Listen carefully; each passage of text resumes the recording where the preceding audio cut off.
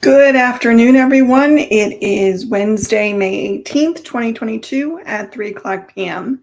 And that means it is time for Women and Business. I should warn you right up front today, my internet is being wonky. I'm not sure if it's StreamYard or if it's the internet, but one of the two is having issues. So if things are a little weird today, or if I just finally go, this is too stupid and shut it all down, I wanted to warn you in advance that might happen. So far at the moment, we seem to be doing okay, but it was being wonky before we started. And if you watch the title banner, the title video, that didn't kick up quite as nicely as I would have liked it to. So things happen. You deal with them. It's part of the joy and the fun of doing a show on the internet. And I suppose people who do shows on camera in a studio somewhere have the same sort of problems. Maybe they just have a lot more people to fix things. I don't know. But anyway, here we are. Thank you all for being here as usual. I appreciate it as usual. And our topic today is women and aging, which if you are in the Women in Garment Decoration group and you saw the Sisterhood Saturday post that I posted last Saturday, you may have known this was coming. Honestly, I didn't know this was coming, except for the fact that the post that I posted on Saturday got so much comment and discussion. I thought, we need to maybe talk about this on the show. And for those of you who are male or are not part of the group, which if you're male, you also would not be part of the group. The question that was discussed was going gray or not going gray, and how you feel about that, and the attitude of society toward women who have gray hair versus women who don't, and the fact that people feel like they have the right or the necessity to comment on the color of your hair or tell you what you should do with your hair, which I think is weird. But we'll get into that a little bit later. So anyway, that was the inspiration for the topic and why I thought it was worth discussing.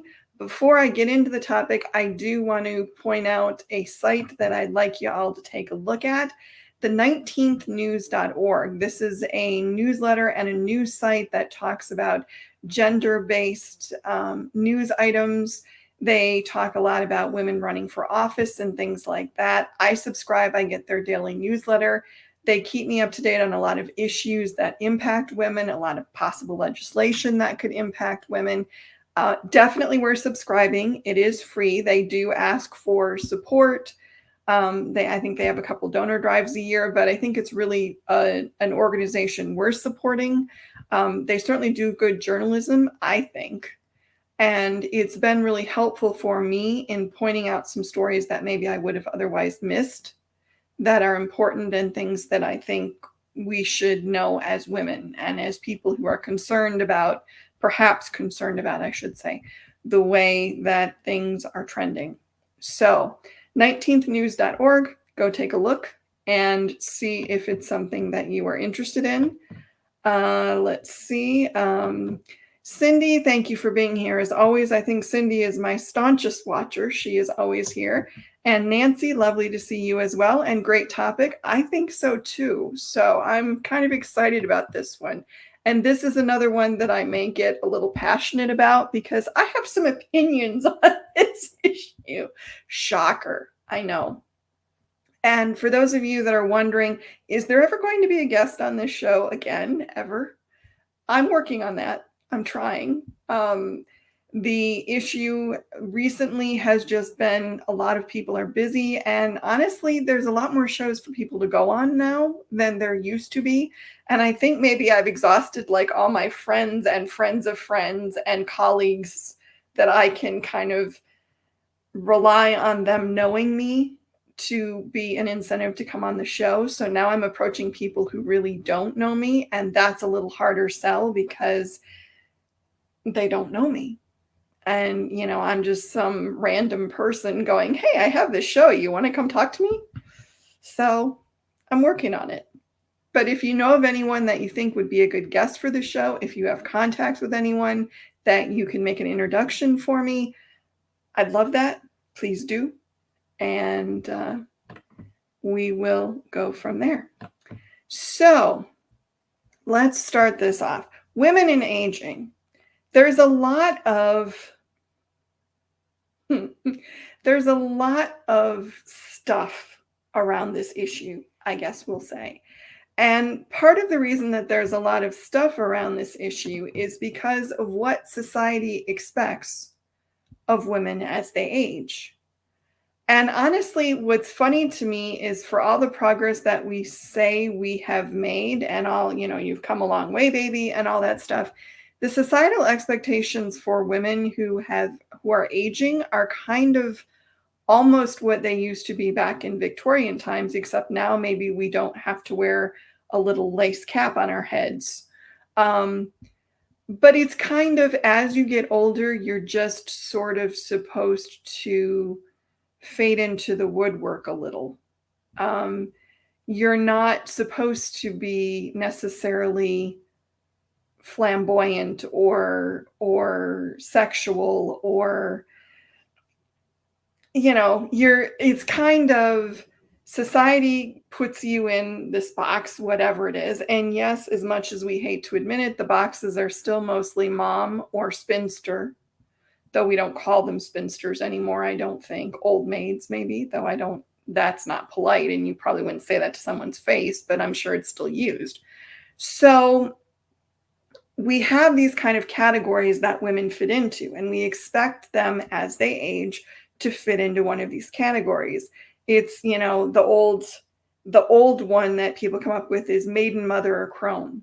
So you're either a virgin, you're popping out kids, or you're old and witch-like, I guess. And there's not a lot of room in any of those for variation. What about women like me who never wanted to be mothers and never chose to be a mother? And so where do I fit? And I'm also not married. So, but no surprise to anyone, I don't think I'm giving anything away if I say I'm not a virgin. Just, So where do I fit? I don't have a category, unless you're just going to shunt me right into crone, which there might be people who would do that. So here's the thing.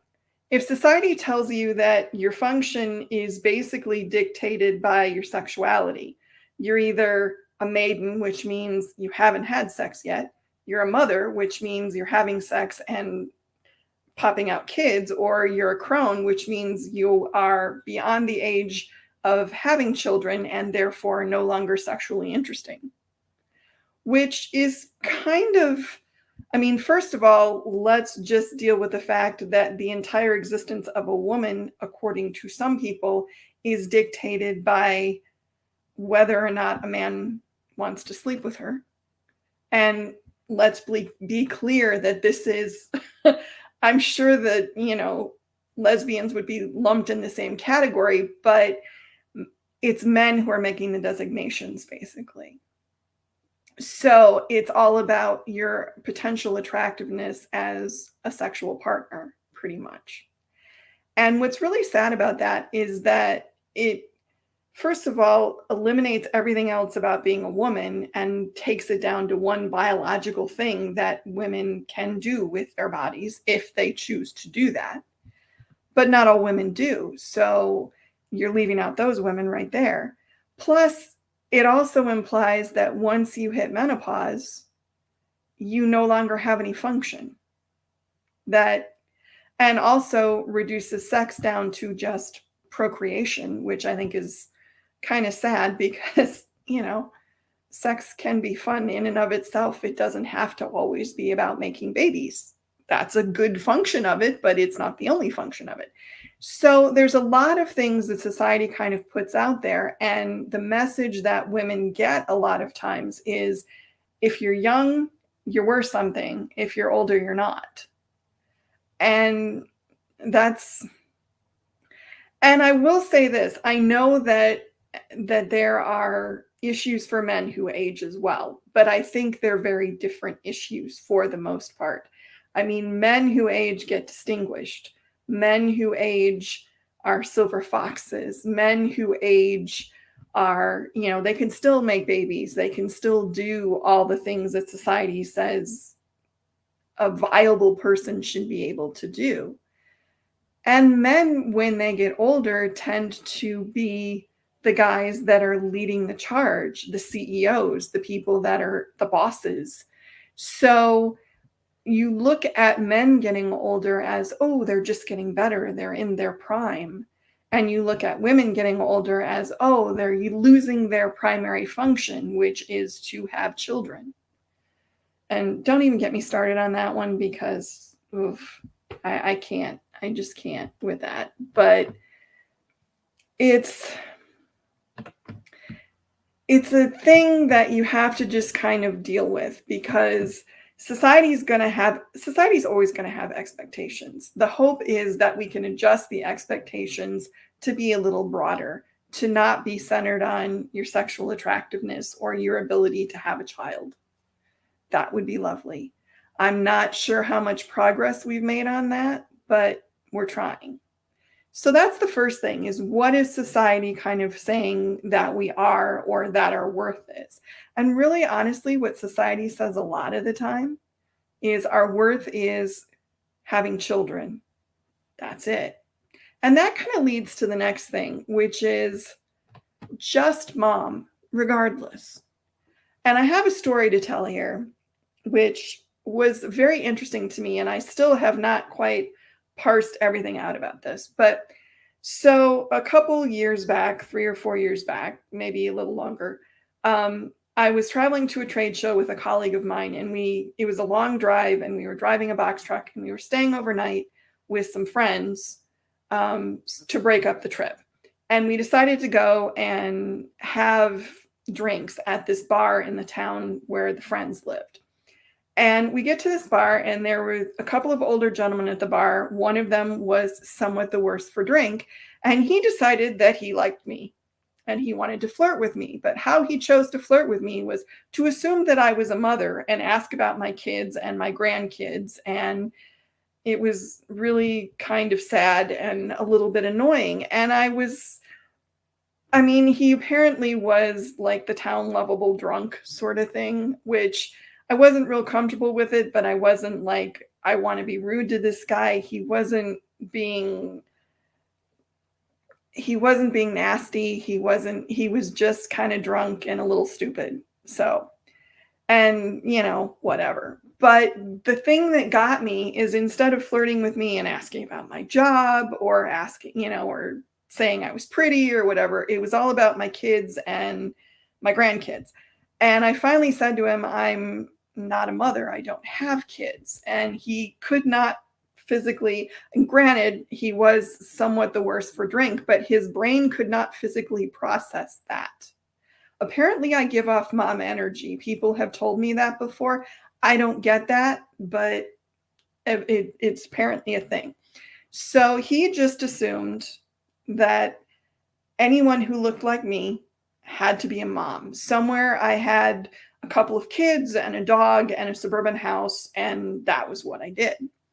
And he seemed quite disheartened to find out that I didn't. But I think that's the assumption that everybody makes, that's the thing about you that matters the most, that's the thing that all women are, regardless of what the actual situation is. You're just mom, regardless. And that's the thing that should mean the most to you. And I'm not knocking motherhood. I think raising children is a huge responsibility and a huge job, which is why I chose not to do it.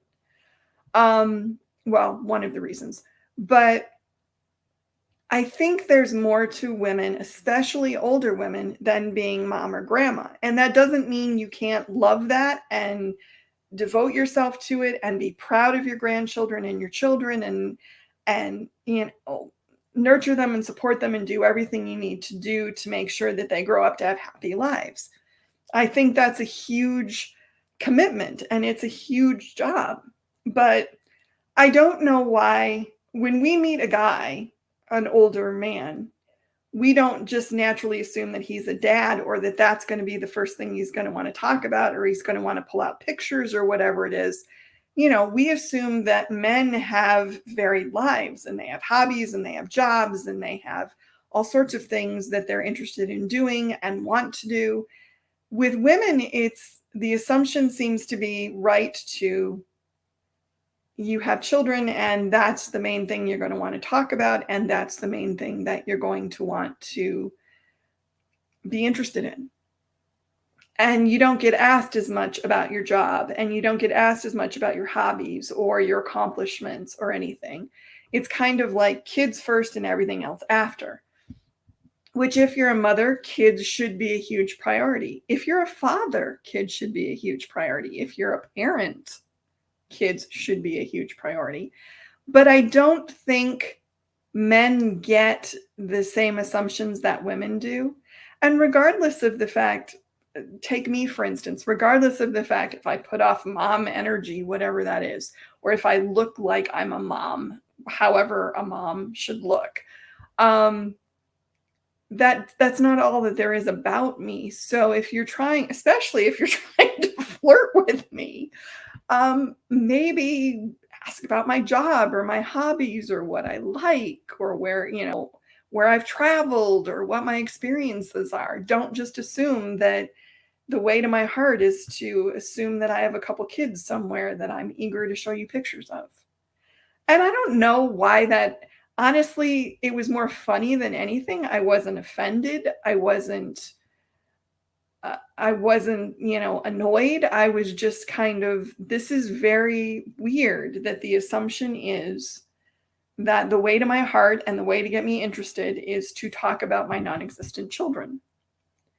And I think we tend to do that to women in general. We assume that the identity of mom is the only identity that women have, and that everything is wrapped up in that, instead of saying that, like men, women can be mothers and they can be CEOs and they can be, doctors or lawyers and they can be embroiderers and they can be musicians and they can have hobbies and they can read and they can garden and, so they could have a lot of interests in a lot of facets. And being a mother is just one of them.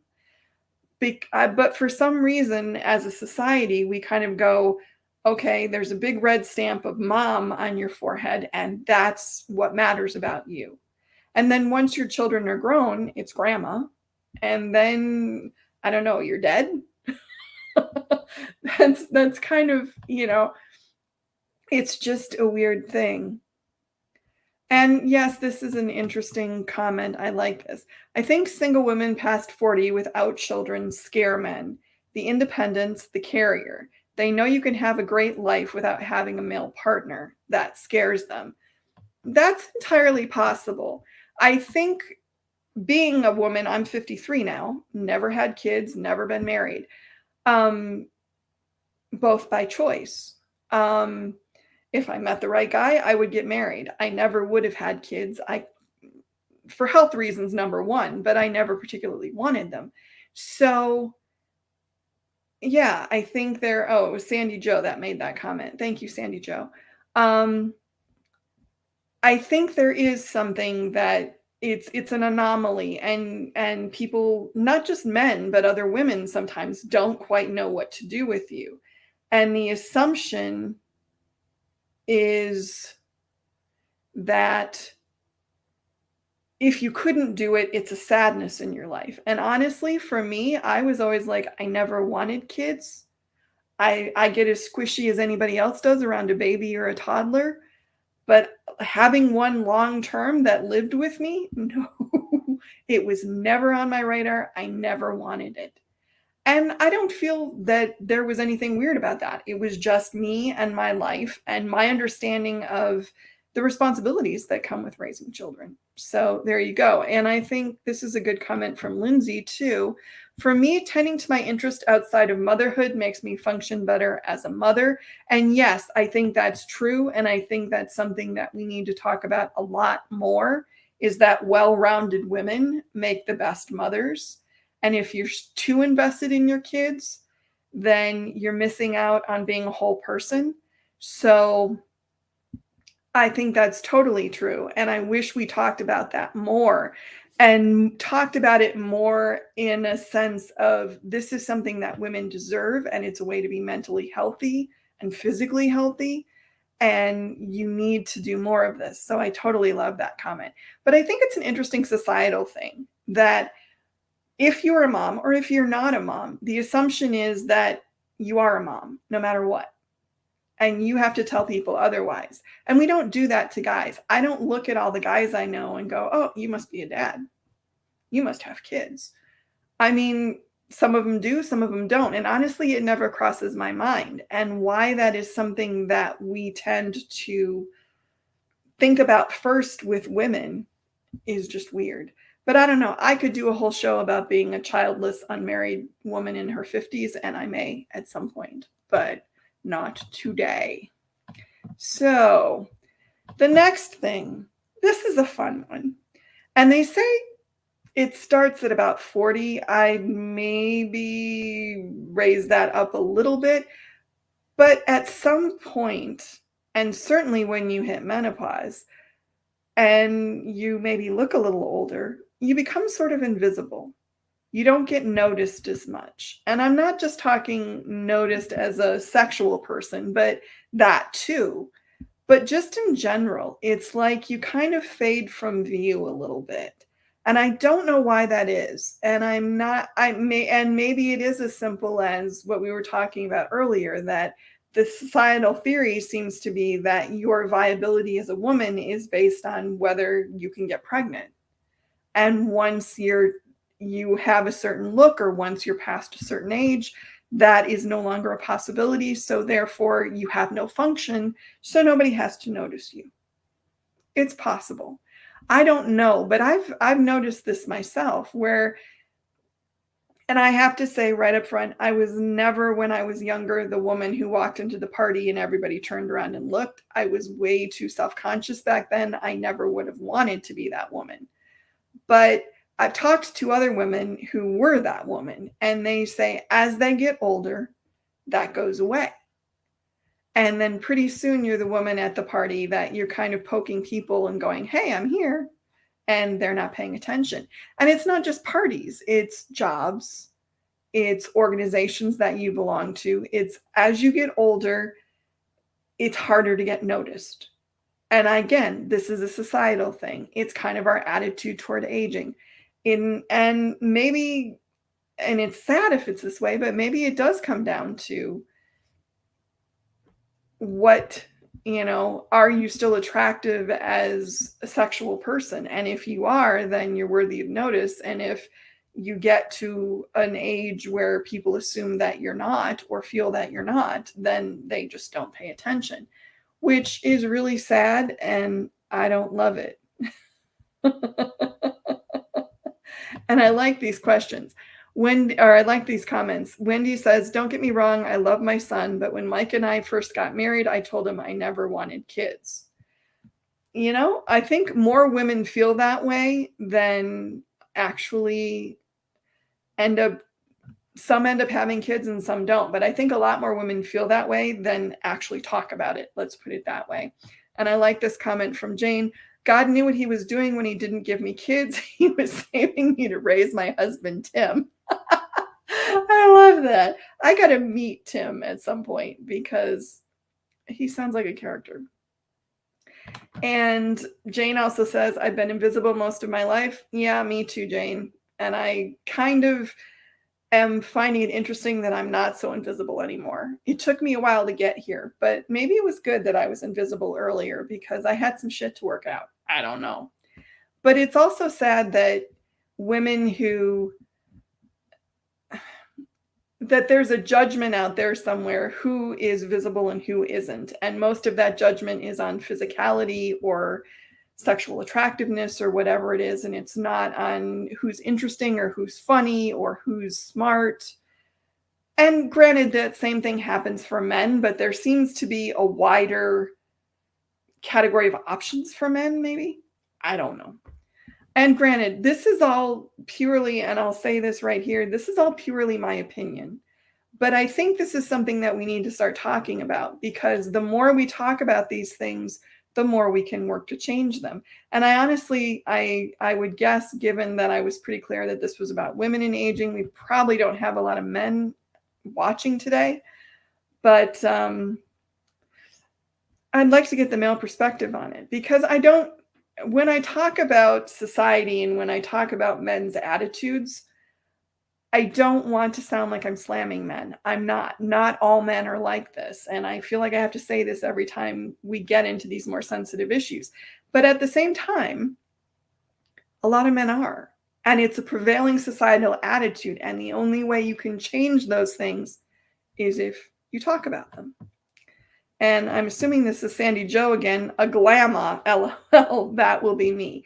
And, that's one of those things that I don't remember who came up with it originally or where I first heard it, but, it's an alternative to grandma instead of nana or something, which I think is fine. Be called what you want to be called. I mean, it's up to you. I like this from Wendy. I enjoy being invisible. I use it as a sneak attack. Yeah, I've done that too. Sometimes if you're under the radar, you can pop up and make people and take people by surprise, which is kind of fun. I agree.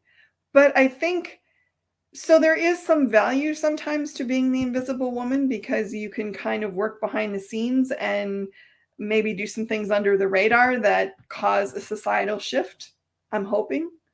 But there's also something to stand up and say, hey, you guys are ignoring me, and I'm going to be a little fatal attraction and say, I will not be ignored. So pay attention to me. It's important. And I think we need to do more of that. But it's really sad that we start ignoring women just when they get interesting, in my opinion. Not that younger women aren't interesting, but I think as women get older, we get more facets and more nuances, and we are more interesting. And my God, I'm loving the comments you guys are putting on this one. Oh. Lindsay says, as a former pageant girl model, it's kind of a relief to start aging so that so the focus can be on something other than my appearance. That gets old, no pun intended. I'm sure it does. And I think that's what I love, though, is that you're okay with aging a little bit and having the focus change. There are some women who are so into being validated for their appearance that they go through all sorts of weird plastic surgery things and fight tooth and nail to hold on to an appearance that is going to change, because we all age. It happens. But I love that. And Nancy says, I feel the older we get, the less we care about physical attraction. Probably more true for females in general. I think there's something to be said for that too, that, yeah, the older you get, you start looking for other things. I don't know that physical attraction ever goes away totally, but I think you look for other traits as well as someone that you're physically attracted to, I think. So the last thing I want to talk about is the dreaded ageism. And this is well documented. There are numerous studies that say that women who are over 40 have a harder time getting interviewed, have a harder time getting hired, maybe passed over more often than younger women for promotions, have a harder time in the dating world if they are out there trying to find a significant other. There's a lot of, we are a culture that is focused on youth. And I mean, you can see it if you look at any of the best of, or, the 20 under, or the 30 under 30, or the 40 under 40, or the, 25 under 25 lists that come out every year. You don't see like the 80 under 80, you know? And maybe you should, because I think that sometimes people do their best work when they're in their 50s and 60s and 70s, because they have the experience and they have the confidence and they have they understand themselves and they know how to make the best use of their talents. But we are a society that loves youth. That's it. And if you're not someone who's young, or if your appearance is like, I went gray at, somewhere in my mid 30s. I think it started about 35. I went gray fairly young, and I've been gray ever since. It still bugs people. We'll talk about that in a minute. But my choice was, this is my hair. I'm going to deal with it. I don't have anything against people who color their hair. I think it's fine. If that's what makes you happy and that's what makes you comfortable, do it. I just chose not to. And honestly, I think my gray is kind of fun, but it disconcerts some people. They don't quite know what to do with it because they want me to not want to be gray. And I'm kind of like, I don't care. This is my hair. It works. I would feel weird now if I had color in it, because I wouldn't know who that person was. Unless if I could get a good red back, I might do it. But that'd be so expensive that it's just not worth it to me. But we tend to, what society tells us as women is we should strive to look young, we should color our hair, we should worry about our appearance, we should hide the fact that we're getting older, even though everyone does it. Everybody gets older. It's one of the inevitabilities of life. So the only reason that we're trying to hide it is because there are negative consequences for doing it, which is stupid because you can't avoid it. And I really think that everybody should do whatever they need to do to feel good about how they look. And if that means you get Botox, if that means you have plastic surgery, if that means you dye your hair, whatever it is, to do whatever you need to do to feel good. I mean, within reason. If you start looking like Catwoman or something, then don't do that. But in the end, we're all going to age.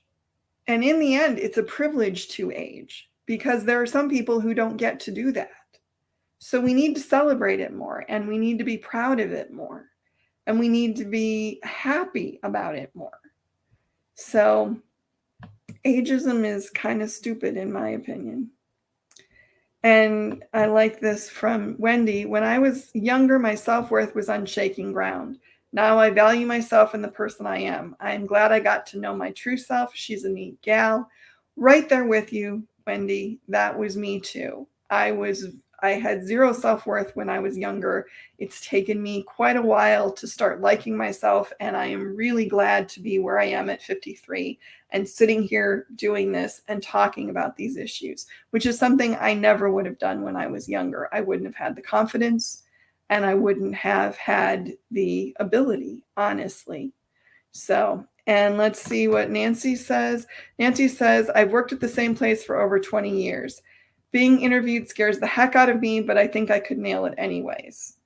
You did nail it. You were on my show, Nancy, and you were great. I loved it. So you're doing fine. And Cindy says, I think it is more noticeable when you try to look young instead of just going the course. I would agree with you. And I would say I had a boss at one point who was obsessed with the fact that I didn't color my hair because she colored her hair. She was in her mid 60s and she had jet black hair, and it made her look like a ton older than I think she would have looked had she let her hair go natural. My opinion, I never said it to her, but that was my opinion. And I think at some point, yeah, you just kind of have to go, this is how I look. But, I honestly, I have no quarrel with anybody who whatever they want to do. That's fine. If it makes you happy and it makes you comfortable, do it. So now we've talked about some of the things that some of the reasons why growing older is tough. I wanted to talk about because I don't like to do shows that are all this totally sucks and we should all just be home eating ice cream and, you know, pulling our chin hairs if we have them. I don't know. So I wanted to talk about some of the good things that come with age. And the first one is not that.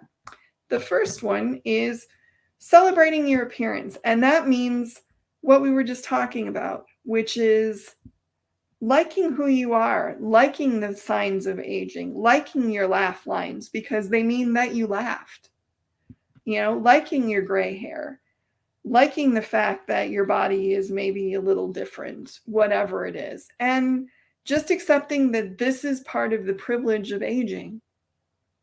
And like I said, that doesn't mean that you can't do things to try to make yourself present yourself in the best light that you can. I mean, I don't work out every day because I love sweating and getting sore muscles. I do it because it helps my body stay in condition. I'm never going to be a size 6. It ain't going to happen, but I can be a fairly curvy size 12. I can deal with that, you know, and that makes me feel better. It also helps me age more gracefully. So I like it. My hair is my hair. If I had gray that wasn't this gray, maybe I'd be coloring it too. But my hair went gray in a weird way and it works. So I kind of like it and I stick with it. It's up to all of us, but celebrate the things you like. If you like your eyes, if you like your nose, if you like your mouth, if you like your hands, wear a lot of rings.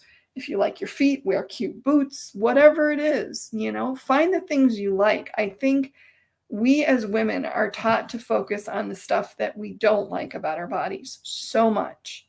And it's toxic. It's totally toxic and it's dangerous because that's what leads to anorexia. That's what leads to bulimia. That's what leads to people who never leave the house, you know, because they feel like they're substandard.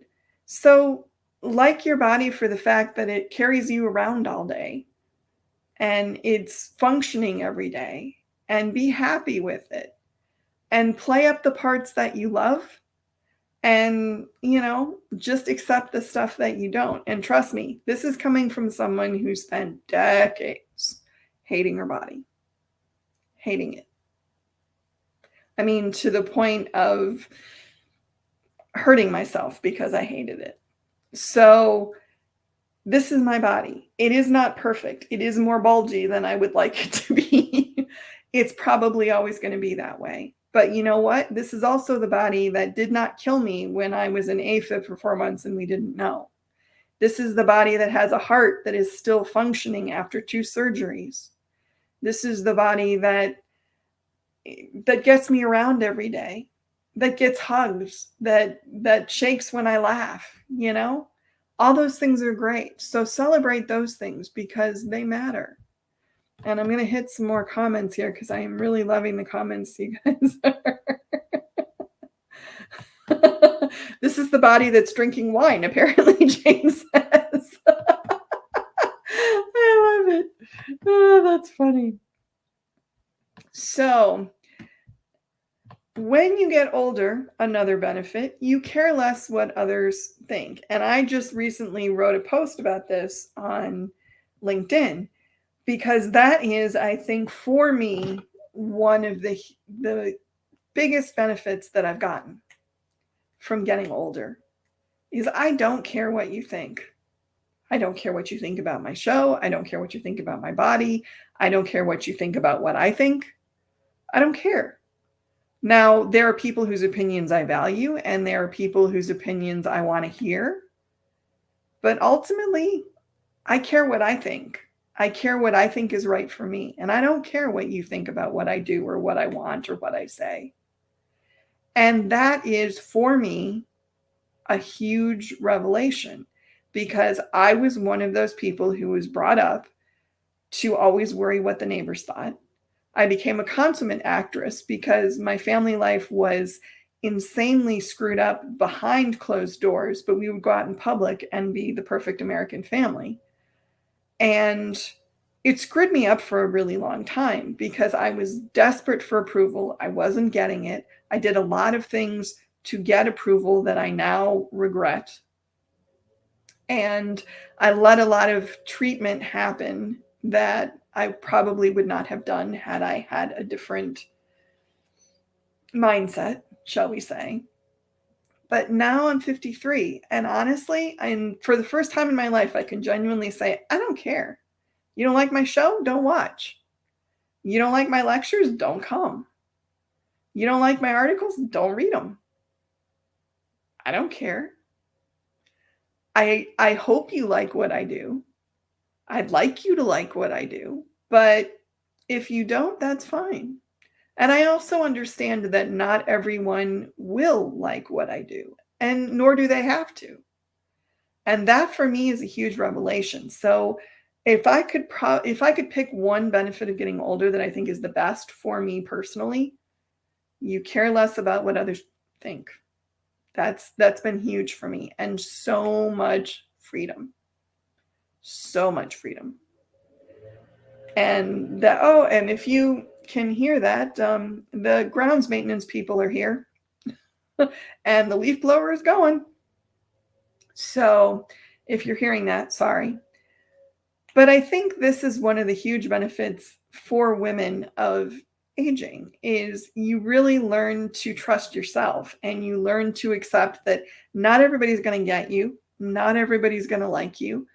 And that's not necessarily a bad thing. You don't have to be all things to all people, and you don't have to have everybody's approval. So I really love that. And I can see the comments are piling up here. Jane says, I could give a crap what others think about me. Nancy says, agreed. Jamie says, it's women like us, Christine, that intimidate people in our profession. They cannot handle we are loud and decided not to care what others think. Think that is part of the reason I get blocked. LOL. Well, it's possible, but that happens. And Tanya says, I'm finally becoming more comfy with me, and I'm being selfish to make improvements that will benefit my health. Selfish is good for me. And I think the only correction I would change there is I don't think you're being selfish, Tanya. I think that you are doing what you need to do to have the best life you can do. And that's not selfish. That's what everybody should be doing. The people who call that selfish are the people who expect that you should be doing everything for them. And you should be doing everything based on what they want. So that's the only correction I would make there. But that's something I had to learn, because for a number of years, I was told on the regular that I was selfish about almost everything I did. And I believed it. And I kept thinking that I should be different. And what I didn't realize was that the people that were calling me selfish were people who wanted me to be at their service instead of having the best life I could have. So, and those people are now among the people that I don't care what they think anymore. And they really hate it. But I'm okay with that. And that is the price you pay, I should say. When you reach the point where you don't care what other people think, there will be people who will take that badly. And some of them might be related to you. And that's kind of how it is. So you have to accept that. But the payoff for not caring is an immense amount of freedom from stress and worry and sadness and self-loathing and all sorts of other things that nobody really needs. So I will take that trade-off any day of the week. Another thing that comes with age, I think, not just I think, studies have proven this, better leadership skills. When you're older and you've been around the block a few times, you realize that you have the ability to lead a group. You have the ability to lead a committee. You have a little more gravitas. Now, we all know, because we've talked about this before on this show, that women as a gender don't get listened to all the time. When you get to the place where you don't really care what other people think, you also get to the place where you're willing to call people on not listening to you. Where you're willing to say, my voice is one that needs to be heard. I have things to say. You should listen to me. And that's all part of better leadership skills. And honestly, it's also, I think, a little bit part of the invisible woman syndrome. When you realize that you're not getting noticed, it kind of lights a fire in you a little bit, and you feel like, I want to be noticed, so I'm going to speak up more. So I'm going to call people on the fact that they're not paying attention. And that makes you a better leader. I also think that as women get older, we also learn compassion, we learn empathy, we have more experience, so we understand people better, and all of that makes a difference. So aging gives us better leadership skills, and I feel that's honestly true. I think I'm a better leader now than I was in my 20s or my 30s, if I even would have been willing to take leadership in my 20s or my 30s, and I probably wouldn't have. And now I'm like, get out of my way, I'll handle it. I don't need you. I can take care of it. And Tanya says, oh, so true. I've really come into my own in the last 2 years. People seeking me out is still weird. It is. But I think what I really love about aging and feeling like I've come into my leadership skills a little bit is that when I was younger, I never had the confidence that I could handle things. I knew I could because I'd done it, but I was always worried about it. And now I'm kind of like, yep, I'll step up. I'll take it. I'm not worried about it. It's cool. It's fine. Let's go. And that's because I've been through some shit, and I know I made it through, and I know I can make it through whatever comes next. So I think that's what aging gives us, is it gives us a package of experiences that we can look at and say, okay, I know I can make it through this stuff because I did before. So I love that. I think that's good. Another benefit of aging, I think you understand yourself better. And maybe that's because you've had the years where you went through therapy or whatever you had to do to untangle whatever mess you might have had from your childhood or whatever events that have happened in your life. I think you also, the other half of this is not only do you understand yourself better, but you accept yourself more. And by accept yourself, I mean, when you hit, middle age or older, you kind of realize that as much as you might like to change things about yourself, this is kind of who you are. And, there are some things you may not love, but this is you. So you understand why you do what you do. You understand why you pick who you pick for relationships. You understand all these things that maybe you didn't get when you were younger. And part of the reason you understand is just because you've had more time to think about these things. You've had more time to look at this stuff and go, why am I doing this? And that's a gift. That's a huge gift, to just have the time to spend on yourself and figure out what you're doing that's causing yourself problems and how to fix it, and what you like about yourself and what you'd like to nurture and grow about yourself. And that's a function of aging. That's a function of, I've been around long enough and I've sat with myself long enough that I get who I am and I like who I am. And if I don't like who I am, I'm going to take the steps to make sure that I do like who I am. And that's really just a huge gift. And I like this from Gloria. The important thing to me is to age gracefully. To me, that means to take care of our health and continue to learn and stay relevant, especially if we are in business. I love this. And I think that's one of the best definitions of aging gracefully that I've heard. Take care of your health, because you will age better if you're healthy. And that means exercise, eat right, get sleep, watch your alcohol content, watch your stress, all that kind of stuff. And I agree that continuing to learn is huge. My grandmother lived to be 98, and up until 3 or 4 years before she died, she was sharp as a tack and she learned every day. And I got that from her. That's why I try to learn new things, because She did. And it kept her vital and interesting. And stay relevant, which is, yeah, have good ideas, do new things. I think that's all true. I love that comment. Thank you, Gloria. Another benefit of aging, and this kind of goes with you understand yourself better, is I think you're more fearless. And more fearless in the sense of what's the worst thing that can happen? I'm going to try this because, I've tried things before and nobody died. So I'm probably going to try this one too. And all this stuff is, I think as you get older, how do I want to put this? I'm trying to think how I want to put this. I think as you get older, you realize that fear is an illusion. You can be scared of things and still walk through whatever the experience is. You can have horrible things happen to you and still wake up the next day and move on. You can go through awful experiences that scar you and still have a good life.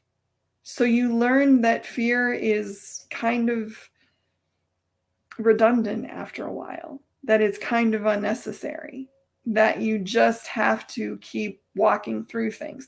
You also learn that, honestly, the worst thing that someone can say to you is no. And if they say that to you, you have not lost anything because you didn't have whatever the thing you asked for in the first place was. So take the shot. And I'm not going to say it always works. I think we still all have our fears. I know I'm scared of snakes. Still don't like them. Don't want to be around them.